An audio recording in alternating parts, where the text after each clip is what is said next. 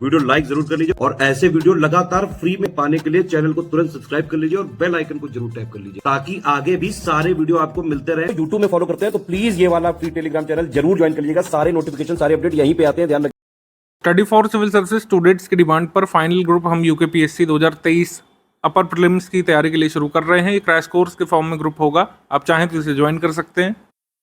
Calendar के हिसाब से ऑफिशियल एग्जाम डेट 2 जुलाई 2023 को है, तो अभी हम मान के चल सकते हैं कि या तो जल्द नोटिफिकेशन हमको 1-2 दिवस देखने को मिल सकता है, नहीं तो निश्चित तौर पर कोई ना कोई अपडेट आएगी, कोई ना कोई इंटीमेशन आएगा कि ये डेट एक्सटेंड होगी या फिर नहीं, क्योंकि फॉर्म भरने के लिए कम से कम 30-35 दिवस सभी स्टेट पीसीएस के द्वारा प्रोवाइड कराए जाते हैं।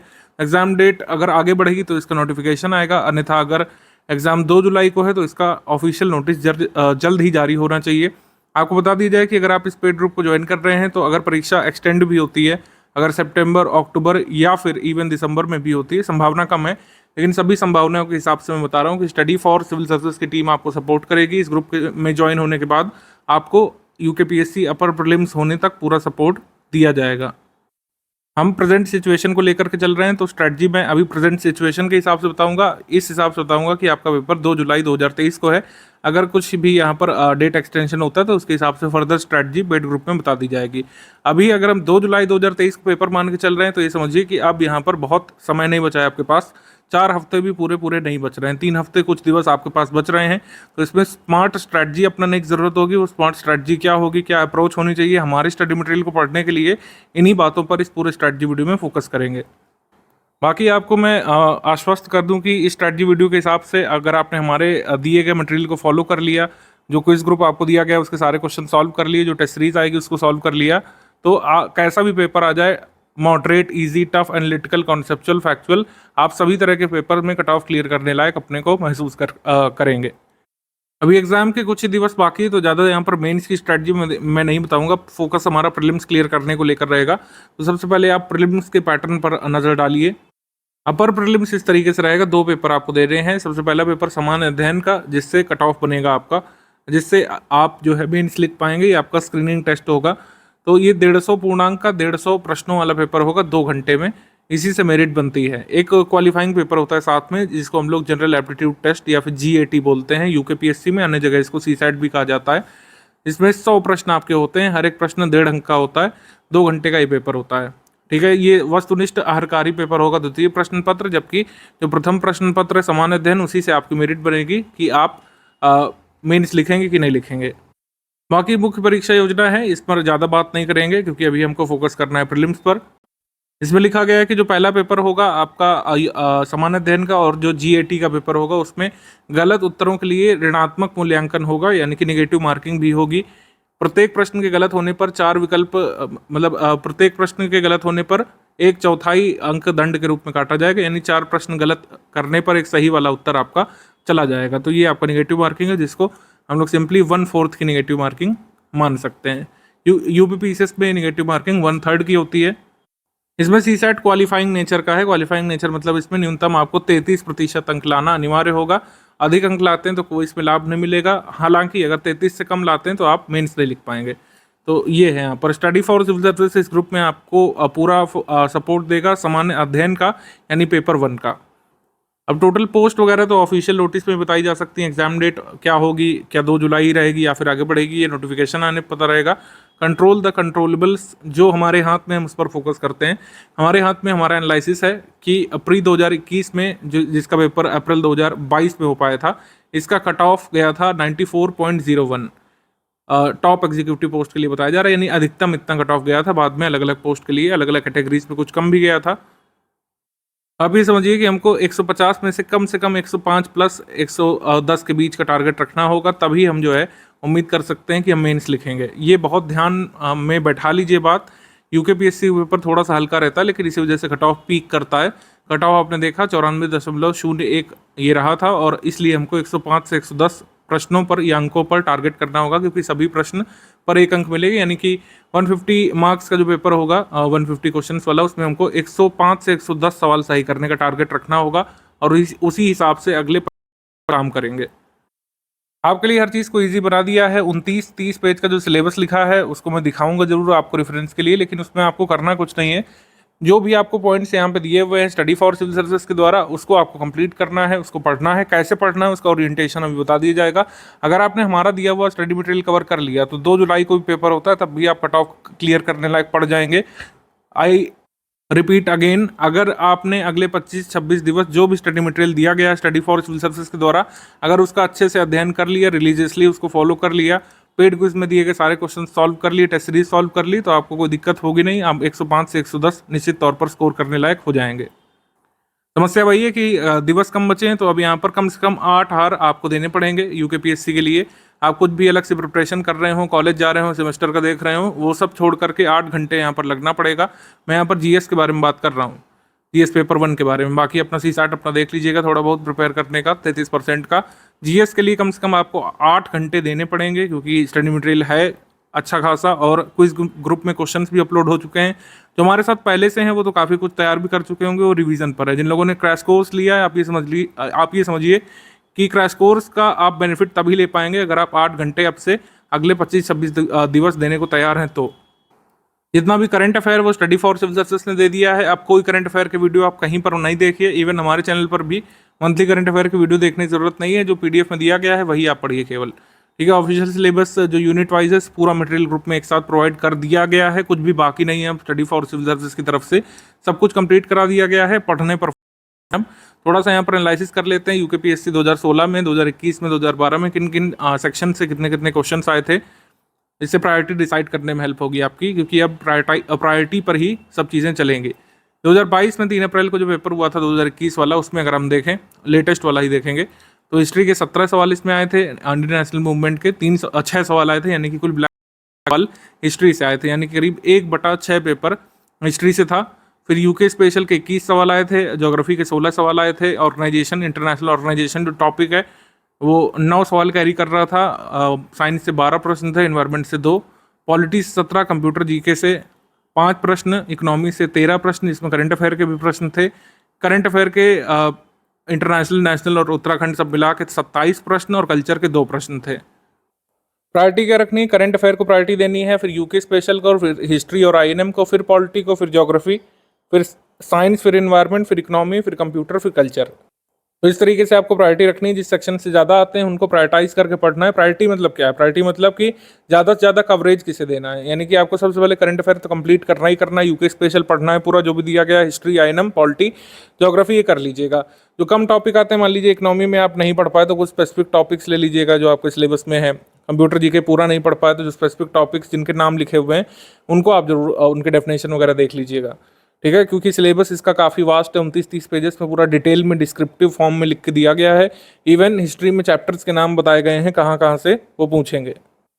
टेस्ट सीरीज का शेड्यूल देख लीजिए, 11 जून से हम शुरू कर रहे हैं। 11 जून से शुरू होकर ये टेस्ट सीरीज फाइनली आपकी 26 जून तक खत्म हो जाएगी, और फिर फाइनली आपका रिवीजन होगा। तो आपको टेस्ट भी यहाँ पर लगाते जाना है। टेस्ट एक तरीके से आप टेस्ट के फॉर्म में ना लेकर इसको स्टडी मटेरियल के फॉर्म में सम्मान करके पढ़िएगा, क्योंकि अब ज़्यादा समय नहीं है इसमें। मैं बता दे रहा हूँ आपको, कतई कैलकुलेट करने की ज़रूरत नहीं है कि मेरे 150 में से कितने सही हो रहे हैं। इस पर फोकस करिएगा कि क्वेश्चन में क्या पूछा गया है और क्या फैक्ट मुझे तैयार है या फिर नहीं। अगर फैक्ट गलत है, आपका नहीं तैयार है, तो आपको 2 जुलाई के लिए तैयार रखना है। बस इस तरीके से टेस्ट सीरीज सॉल्व कीजिएगा। इसमें कोई भी मार्क्स कैलकुलेट करने की आवश्यकता अब नहीं है आपको।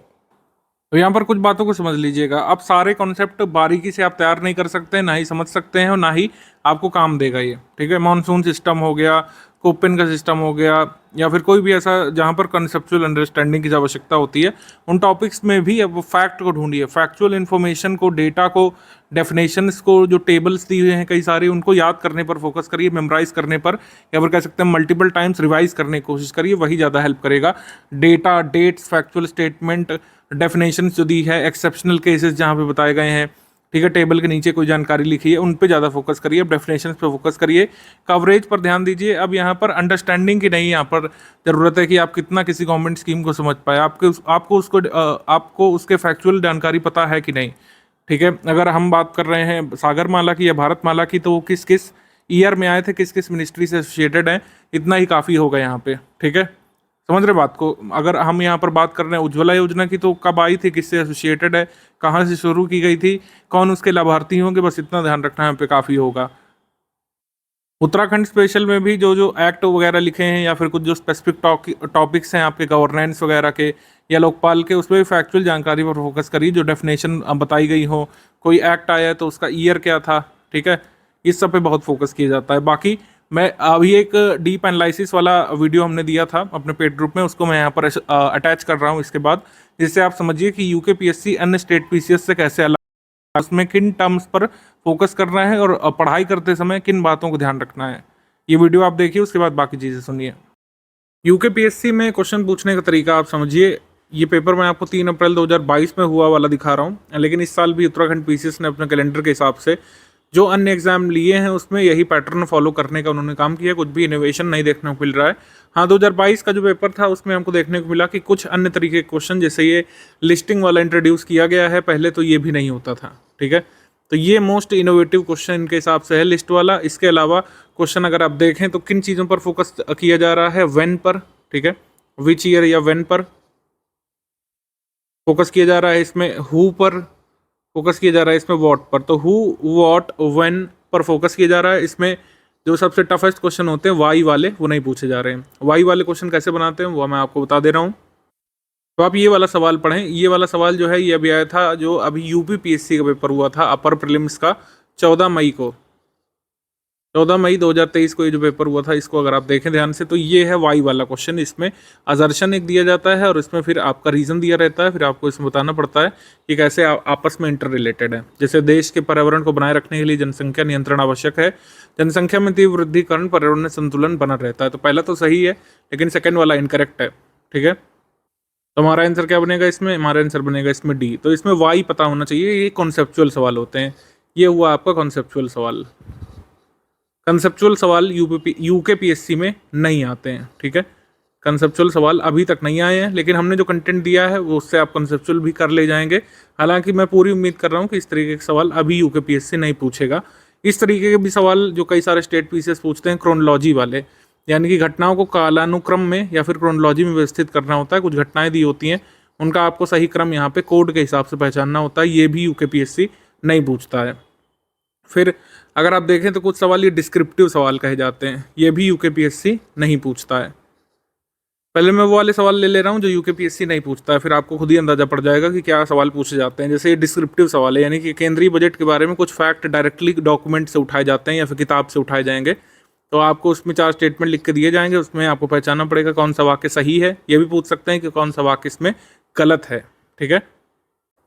ये आपका डिस्क्रिप्टिव सवाल होता है कि पूरा जो मतलब कंटेंट होता है किसी टॉपिक में, जैसे ज्योग्राफी कंटेंट से बनाया गया है, तो आए बाएं आड़े तिरछे कोई भी स्टेटमेंट ज्योग्राफी से उठा करके यहाँ पर दे दिए हैं, इसमें पहचानना है कौन सा यहाँ पर आपका सही लिखा हुआ है, ठीक है। तो ये भी सवाल यूकेपीएससी नहीं पूछता है।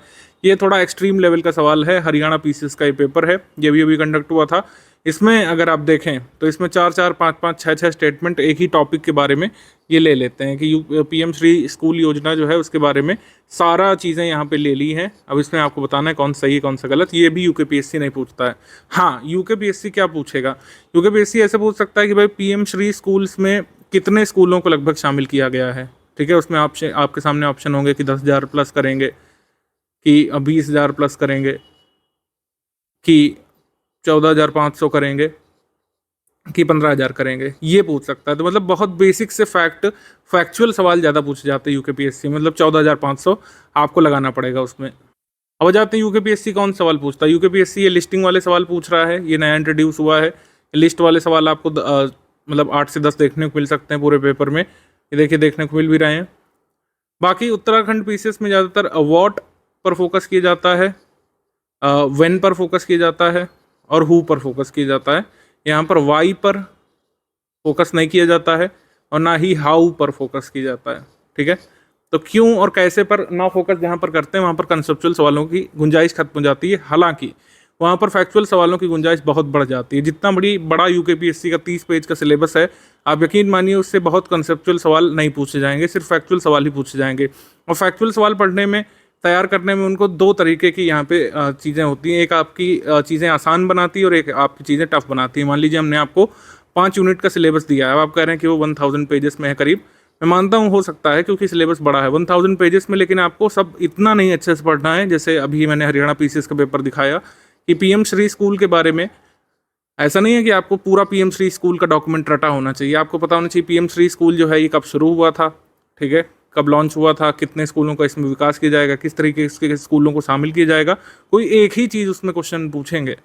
आई होप मैं आपको समझा पा रहा हूँ। अगर उसमें कोई टॉपिक लिखा है, अगर लोकपाल लिखा है, तो उसमें ये पूछ लें कि लोकपाल एक्ट कब आया था उत्तराखंड में, ठीक है, किस मुख्यमंत्री के कार्यकाल में आया था, किस गवर्नर ने उसको साइन किया था, जो भी मतलब पीडीएफ में आपको लिखा हुआ मिल जाएगा।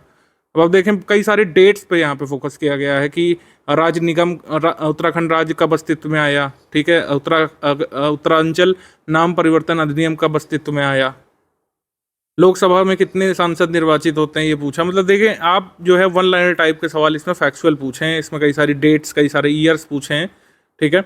अच्छा हाँ, ये वाला है जैसे राष्ट्रीय विकास परिषद के संबंध में क्या सही नहीं है, तो 4 कथन यहाँ पर राष्ट्रीय विकास परिषद के बारे में दे दिए और पूछा कौन सा सही नहीं है, ठीक है। तो आपको तो ज़्यादातर मतलब रीडिंग पे फोकस करना है, focus on reading and revising, reading and revising पर ज़्यादा फोकस करना है, मेमोराइजिंग पर कम फोकस करना है, ठीक है। मेमोराइजिंग पर कम फोकस करना है, रीडिंग रिवाइजिंग पर ज़्यादा करना है, क्योंकि एग्जाम में आपको जो सिचुएशन देने वाला है वो इजी होगी, समझ रहे हैं आप। लेकिन उस सिचुएशन को डील करने के लिए आपको कवरेज अच्छा चाहिए, यानी आपका पढ़ा हुआ सब कुछ होना चाहिए, आपके पढ़े हुए में से कुछ छोटा सा फैक्ट पूछते हैं यूकेपीएससी में, ये जरूरी है। जैसे कौन सी योजना रोलिंग प्लान कही जाती है, एकदम सिंपल सा हेडिंग ही हमने डाल रखी है कि भाई 6वीं योजना रोलिंग प्लान के नाम से जानी जाती है, तो बस ये हो गया। अब जो इकोनॉमी में कोई कॉन्सेप्ट नहीं पूछ रहे हैं, सिर्फ फैक्ट पूछ रहे हैं कि भाई जो है ये आपका कौन सा फॉर्मूला इसमें सही है, ठीक है। तो इसमें आपको जो फैक्चुअल पता होना चाहिए, इसमें कहीं भी एनएनपी में क्या शामिल करते हैं ये सब नहीं पूछ रहे हैं, कैसे निकालते हैं बस ये पूछा जा रहा है। तो डेफिनेशन बेस्ड क्वेश्चन पर फोकस करना है, टेबल्स पर आपको फोकस करना है। करंट अफेयर में भी सिर्फ जो है अगर ह्यूमन डेवलपमेंट रिपोर्ट में क्या पूछा है कि भाई ये कब इसमें जेंडर इक्वलिटी का कब इंट्रोड्यूस किया गया था, ह्यूमन डेवलपमेंट इंडेक्स में इंडिया की रैंक कितनी है 2020 में, तो ये 131 है। एमएसएमई की डेफिनेशन जो है कब यहाँ पे चेंज की गई थी, तो इसमें है व्हेन। तो आप देखेंगे यहाँ पर वॉट व्हेन पर ज़्यादा फोकस है, वॉट व्हेन पर जब ज़्यादा फोकस होता है तो हमको सिलेबस को कवरेज अच्छा देना पड़ता है, रेगुलर आपको रिवीजन की आवश्यकता होती है, मल्टीपल टाइम्स रीडिंग की आवश्यकता होती है। हाँ, क्वेश्चन हल्के होंगे तो इस वजह से किसी भी टॉपिक को बहुत कंसेप्चुअली अंडरस्टैंड करके पढ़ने की आवश्यकता नहीं होती है। एक आध दो आ भी गए, मान लीजिए कि एक आध दो आ भी जाते हैं, जैसे डायरेक्ट इन्वेस्टमेंट के बारे में थोड़ा सा कंसेप्चुअल पूछा है तो कुछ क्वेश्चन आप छोड़ भी सकते हैं, क्योंकि सारे तो अटेम्प्ट करने नहीं हैं, ठीक है। तो फोकस यहाँ पे अब से जो रिवीजन पर कर रहे हैं, मैंने आपको जो टर्म्स बताया कि वॉट पर फोकस करिए, जो अभी स्टडी मटेरियल में लिखा हुआ है उस पर वॉट पर क्वेश्चन करिए, उसमें व्हेन पर क्वेश्चन करिए, ये यहाँ पे जरूरी है, और हु पर क्वेश्चन करिए। ये आपको ये भी बता दी जाए कि जो भी यूनिट वाइज मटेरियल दिया गया है वो सफिशिएंट है, जो भी टॉपिक लिखे गए हैं उसके लिए। जैसे पंचायती राज टॉपिक को यहाँ पर 5 पेजेस में खत्म किया गया है, इतना ही आपको पढ़ना है, किसी बुक से अलग से पढ़ने की आवश्यकता नहीं है, अन्यथा बहुत कन्फ्यूजन होगी और आप अपने टारगेट को मिस कर देंगे, क्योंकि अब समय कम बचा है, एक ही मटेरियल को मल्टीपल टाइम्स रिवाइज करने की ज़रूरत है। इसमें जो फैक्चुअल पार्ट है उस पर फोकस, फैक्चुअल जानकारी जहाँ से मिले उसको अंडरलाइन करिए। जैसे देश का पहला राज्य कौन सा जहाँ पर पंचायती राज व्यवस्था स्थापित हुई, राजस्थान है, ठीक है। राजकीय पंचायती आयोग के बारे में कहाँ दिया है वो भी आपको मिल जाएगा। पंचायतों के चुनाव कितने महीने के भीतर हो जाने चाहिए अगर पंचायत को भंग किया जाता है, ये सब चीज़ें आपको मिल जाएंगी। इसमें जो टॉपिक हमने दिया है उसमें सारी जरूरी फैक्चुअल्स को शामिल किया गया है। जैसे पंचायती राज है तो उससे जुड़ी सारी महत्वपूर्ण समितियों और उनके महत्वपूर्ण वाले रिकमेंडेशंस पर फोकस किया गया है। जैसे एल एम सांघवी की हाईलाइट है कि उन्होंने पंचायती राज को संवैधानिक दर्जा दिए जाने की रिकमेंडेशन दिया था और उसको जो है इम्पोर्टेंट माना था, तो ये पूछ सकते हैं, ये एमपीपीसीएस में पूछा था। तो सारे फैक्चुअल्स को हमने ऑलरेडी शामिल कर लिया है। आपका काम क्या है कि रेगुलर बेसिस पे इसको रिवाइज करना। अगले 25-26 दिवस इन्हीं पीडीएफ में आप खो जाइए, कुल मिला करके रिजल्ट आप खुद बताइएगा 2 जुलाई को। अगर परीक्षा नहीं 2 जुलाई को होती तो भी कोई इसमें हानि नहीं है इसको तैयार करने में। आप जो है इसको तैयार करिए, एग्जाम फर्दर एक्सटेंड होता है फिर से रिवाइज कर लीजिएगा, आपका और भी टॉपिक सारे मजबूत हो जाएंगे। एक बात और ध्यान रखिए, पेड क्विज को अटेम्प्ट करना बहुत ज़रूरी है। इसको क्यों ज़रूरी है अटेम्प्ट करना मैं बता दे रहा हूँ कि जो भी कंटेंट आपको दिया गया था उसी कंटेंट में से जो मोस्ट इंपॉर्टेंट फैक्चुअल सवाल हो सकते हैं टॉपिक वाइज उनको क्विज फॉर्म में अपलोड किया गया था क्विज ग्रुप शुरू होने के पश्चात। अब फाइनली आप उसका लाभ ले सकते हैं। काफ़ी सारे टॉपिक्स की पेड क्विज कराई जा चुकी है, उसको जरूर अटेम्प्ट करिएगा। आप देखेंगे कई सारे सवाल उसी क्विज ग्रुप से आपको एग्जाम देखने को मिल जाएंगे। स्टडी मटेरियल जो दिया गया उसको पढ़ते समय कुछ बातों पर ध्यान केंद्रित कीजिए। वैसे मैं काफ़ी सारी चीज़ें पहले ही बता चुका हूँ इस वीडियो में। अगर कंटेंट ज़्यादा लग रहा है आपको तो ये समझिए कि ग्रुप पहले से रनिंग है या तो आप पहले ज्वाइन करते, लेकिन अब इन बातों को डिस्कस करके कोई फ़ायदा नहीं है। अगर कंटेंट अधिक है तो इसका इम्पैक्ट भी बहुत अधिक होने वाला है। स्टडी फॉर सिविल सर्विसेज का कंटेंट सिलेक्शन कंटेंट होता है, ये मुझे बार बार बताने की ज़रूरत है नहीं। ठीक है, जो भी 5 यूनिट में 6 यूनिट में सिलेबस जो डिवाइड किया गया है, 29-30 पेज का जो सिलेबस लास्ट ईयर छप के आया था, पूरा हमने यहाँ पे कवर कर लिया है। कुछ भी आपका जरूरी छूटेगा नहीं। अगर कुछ एक आधी फैक्चुअल इन्फॉर्मेशन इधर उधर हुई है तो उसको पेड क्विज में करा दिया गया है। ऑल एंड ऑल समरी क्या है कि अगर आपने पूरा कंटेंट मल्टीपल टाइम्स रीड कर लिया, पेड क्विज लगा ली, तो निश्चित तौर पर आप कट ऑफ क्लियर करते हुए खुद को देखेंगे। एक गलती जो बहुत लोग करने वाले हैं या फिर करते हैं कि टॉपिक प्रेडिक्ट करने की कोशिश करते हैं कि जो 5 यूनिट में जो टॉपिक लिखे हैं उनमें से बेस्ट वाले उठा लें हम और बेस्ट वाले तैयार कर लें। ऐसा हो सकता है कि कोई बेस्ट वाले ना पूछे गए। ऐसे कई बार होता है। टॉपिक प्रेडिक्ट करने की भूल बिल्कुल मत कीजिए। जो भी यूनिट वाइज सिलेबस में जो पॉइंट लिखे हैं उनकी एक बेसिक अंडरस्टैंडिंग और जो बेसिक फैक्ट उसके बारे में पता होने चाहिए, वो एक बार समझ लीजिए बस। ठीक है, मैंने आपको अभी जो पैटर्न दिखाया यूकेपीएससी का पैटर्न ऐसा है कि उसमें किसी टॉपिक से सरफेस लेवल इन्फॉर्मेशन ही ज़्यादातर पूछी जाती है। हाँ, कुछ कॉन्सेप्चुअल क्वेश्चन भी हो सकते हैं, लेकिन उनकी संख्या इतनी ज़्यादा होगी नहीं कि आप उसे छोड़ दें तो आपका कट ऑफ ना निकले। ज़्यादा मल्टीपल स्टेटमेंट वाले क्वेश्चन, ज़्यादा फैक्ट कह सकते हैं मैचिंग वाले क्वेश्चन से ज़्यादा स्टेटमेंट एजर्शन वाले तो आते ही नहीं है। खैर, ऐसे कोई क्वेश्चन नहीं मिलने वाले मल्टीपल स्टेटमेंट वाले, कंफ्यूज करने वाले। ठीक है, ऐसे नहीं पूछता यूकेपीएससी। यूकेपीएससी ये चाहता है कि जितने भी उसने सिलेबस में पॉइंट लिख करके दिए हैं सबके बारे में आपको सरफेस लेवल इन्फॉर्मेशन हो। अगर उसने लोकपाल के बारे में लिखा है तो लोकपाल एक्ट कब आया था, किस किस को प्रभावित करता है, लोकपाल एक्ट के दायरे में कौन कौन से आते हैं उत्तराखंड में, ये सब। ठीक है, अगर उसमें दिल्ली सल्तनत दिया है तो सल्तनत काल में जो एडमिनिस्ट्रेटिव रिफॉर्म्स हुए हैं उन सब के बारे में पता होना चाहिए। शासक कौन कौन से थे, उनके बेसिक फैक्ट क्या क्या है, उन्होंने किससे विवाह किया, कौन से सिक्के जारी किए, कोई एडमिनिस्ट्रेटिव रिफॉर्म लाया, किसने किसी स्पेशल ऑफिसर को नियुक्त किया, उत्तराखंड से अगर किसी दिल्ली सल्तनत के सुल्तान का वास्ता रहा है तो ये सब तैयार करना है। प्लीज़ टॉपिक प्रेडिक्ट करने की गलती मत कीजिए। जितनी देर में आप टॉपिक चूज करेंगे उतनी देर में सारे टॉपिक के कुछ कुछ फैक्ट तैयार कर लेंगे। अगर गवर्नेंस उसमें दिया है, लॉजिक गेट्स दिया, तो उसकी डेफिनेशन पढ़ी जा सकती है। उससे एसोसिएटेड सारे फैक्ट एक बार रीड किए जा सकते हैं। मैं बता रहा हूँ कि रीडिंग बहुत ज़रूरी है इस एग्ज़ाम के लिए। जितना आप रीड करेंगे उतना ही आप जो है कट ऑफ के पास पहुँचेंगे। केवल रीड करने मात्र से आप बहुत सारे क्वेश्चन सॉल्व कर ले जाएंगे, क्योंकि एग्ज़ाम का नेचर ही ऐसा है। बहुत सरफेस लेवल फैक्ट इसमें पूछते हैं, लेकिन सरफेस लेवल फैक्ट पता होने के लिए आपको पूरे सिलेबस के लिखे हुए पॉइंट के सारे जो बेसिक फैक्ट हैं वो क्लियर होने चाहिए। अगर उसमें अनुसूचित जाति जनजाति के बारे में, प्रावधान के बारे में लिखा है हमारे सिलेबस में, तो अनुसूचित जाति अनुसूचित जनजाति किस आर्टिकल में मेंशन है, किसमें उसको डिफाइन किया गया है, किसमें प्रेसिडेंट को पावर दी गई है उनको शेड्यूल्ड कास्ट या शेड्यूल्ड ट्राइब डिक्लेयर करने के लिए, क्या ऐसा कोई अधिनियम उत्तराखंड में भी है। ठीक है, साइंस में अगर जनरल साइंस में जो टॉपिक लिखे हुए हैं उनकी डेफिनेशंस क्या क्या है, कहाँ कहाँ पे उनका यूज़ होता है रियल लाइफ में, कौन कौन से इक्विपमेंट किस किस काम आते हैं, सब हमने दे दिया है। आपको कुछ ढूंढने की आवश्यकता नहीं है कि ये सिलेबस में ये पॉइंट लिखा हुआ है इस यूनिट में तो उसको ढूंढे कहाँ, सब हमने दे दिया है। बस आपको रीडिंग पर फोकस करना है और जितना मल्टीपल टाइम्स रीड करेंगे कट ऑफ से आपकी दूरी लगातार छोटी होती जाएगी, ये समझ लीजिए। कोई भी अगर ये सोच रहा है कि मैं सिलेबस के कुछ टॉपिक्स तैयार करके यूकेपीएससी क्लियर कर लूँगा, तो आप जो है गलत फहमी में है। आप ऐसा नहीं कर पाएंगे। अगर 150 क्वेश्चन यूकेपीएससी पूछेगा तो अपने सिलेबस में से कम जो है कम से कम आप मान के चलिए 90 से 100 टॉपिक में से सवाल पूछेगा, और इन 90 से 100 टॉपिक में से छोटे छोटे एक एक लाइन के सवाल आपको देखने को मिलेंगे जिनको प्रेडिक्ट कर पाना बहुत ही मुश्किल है।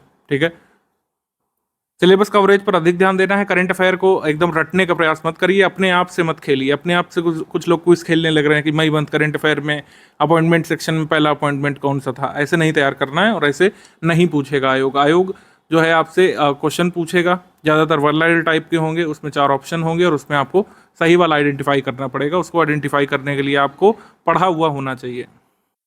कोई भी अपडेट होगा आपको पेड ग्रुप में दिया जाता रहेगा। आपको अगर कोई डाउट पूछना है तो जिन मेंबर्स के पास डिस्कशन ग्रुप का सपोर्ट है, यानी कि जिन लोगों ने फुल पेड ग्रुप के साथ डिस्कशन ग्रुप लिया था, वो डिस्कशन ग्रुप में अपने डाउट एडमिन से डिस्कस कर सकते हैं। ठीक है, और ऑन प्रायोरिटी उसका जवाब दिया जाएगा, क्योंकि अब ज़्यादा दिवस बाकी नहीं है। कोई भी आप डाउट पूछेंगे विदिन 10-20 मिनट्स आपको रिप्लाई मिल जाएगा आपके ग्रुप में।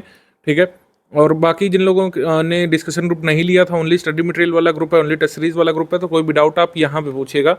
7838692618 पर व्हाट्सएप टेक्स्ट मैसेज के माध्यम से केवल आप डाउट भेज सकते हैं। ठीक है, कोई भी वॉइस मैसेज यहाँ पे नहीं करिएगा, ना वीडियो भेजिएगा यहाँ पर, ना ही यहाँ पे कॉलिंग अलाउड है। आप केवल टेक्स्ट मैसेज के माध्यम से आप अपना डाउट यहाँ पे डिस्कस कर सकते हैं। बाकी जिनके पास डिस्कशन ग्रुप है वो सारे के सारे जो भी आपके डाउट है सिलेबस से एसोसिएटेड आप वहाँ पे डिस्कस कर सकते हैं, ऑन प्रायोरिटी आपका जवाब दिया जाएगा।